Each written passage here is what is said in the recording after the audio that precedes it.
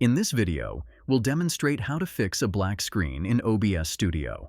But before we dive in, I'd like to invite you to hit that like button if you're excited to learn about resolving OBS black screen issues, and share your thoughts in the comments below. Your feedback helps us create better content for you. Let's get right into this guide. At the moment, I don't currently have a black screen in OBS, but I'll run through the troubleshooting steps that you can try to fix the problem.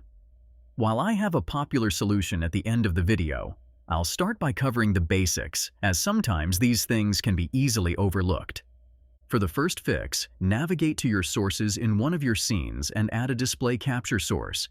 Click the plus button, select Display Capture, press OK. Choose the monitor you want to record, and then press OK again. See if this resolves the issue. If the black screen persists, here's a common fix. Minimize or close OBS. Right-click on your desktop, select Display Settings, and scroll down to find the option for related settings. In the Graphics Settings or Advanced Graphics Settings, navigate to Custom Options for Apps. Click Add an App. Ensure Desktop App is selected. Click Browse and add OBS.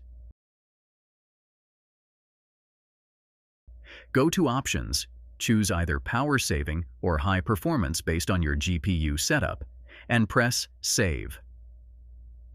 If you have multiple GPUs, like an integrated Intel GPU and a dedicated NVIDIA or AMD GPU, try both options to see which resolves the issue. Remember to restart OBS after making changes to apply the fixes.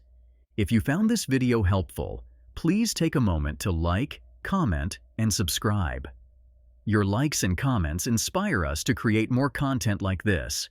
Don't forget to subscribe with notifications on to stay updated on our future tutorials. For more tutorials and content, visit our website at MediaMagnetGuide.com. Thank you for watching.